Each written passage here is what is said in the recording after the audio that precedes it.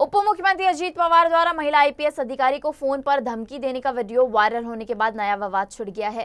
एक और विपक्ष उप मुख्यमंत्री अजीत पवार के बर्ताव को लेकर उन पर निशाना साध रहे हैं, तो दूसरी ओर अजीत पवार के समर्थक उनका साथ देते हुए महिला अधिकारी की ही गलती गिना रहे हैं। एनसीपी प्रवक्ता और अजीत पवार के सहयोगी अमोल मिटकरी ने तो इस पूरे मामले में महिला अधिकारी को ही गलत बताया। जरा सुनिए क्या कहना है अमोल मिटकरी का। डीवायएसपी पदावर असलेल्या एक जबाबदार व्यक्ती अंजना कृष्णा IPS यांनी ज्या पद्धतीनं राज्याचे उपमुख्यमंत्री अजितदादा यांच्याशी वार्तालाप केलाय, स्वतः तो व्हिडिओ पण शूट केलाय, लोकांना त्यांच्या सहकाऱ्यांना तो व्हिडिओ व्हायरल करायला लावलाय।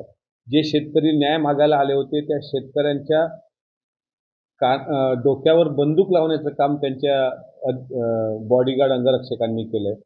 आणि अशा महिला पदाधिकारी ज्यांची पाठराखण आज विरोधी पक्षातल्या काही महिला घेत आहेत, त्यांना आमचं सांगणं आहे की संविधान नावाचा प्रकार या देशात आहे आणि संविधानामध्ये स्त्री पुरुष समानता सांगितलेली आहे। मग एखादा पुरुष चुकला असेल तर त्या पुरुषाला सरसकट दोषी धरलं जातं, पण एखादी स्त्री चुकली असेल तर ती सुद्धा तितकीच दोषी आहे।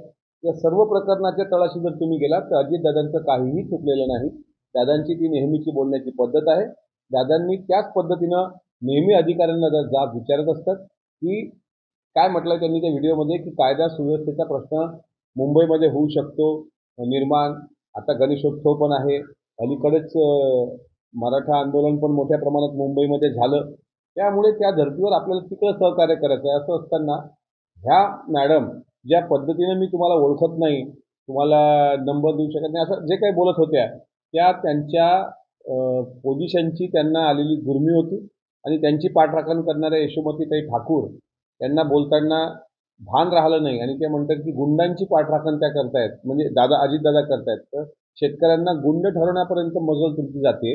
इतकंच काय तर इक्वॅलिटी जर आमच्या कॉन्स्टिट्यूशनला लागू असेल तर महिला पदाधिकाऱ्यांनी पण जबाबदारीनं बोललं पाहिजे। राज्याच्या उपमुख्यमंत्र्यांना मी ओळखतच नाही, म्हणजे या मॅडमचं काहीतरी कागदपत्रामध्ये काळबेर आहे का याची मला शंका येते।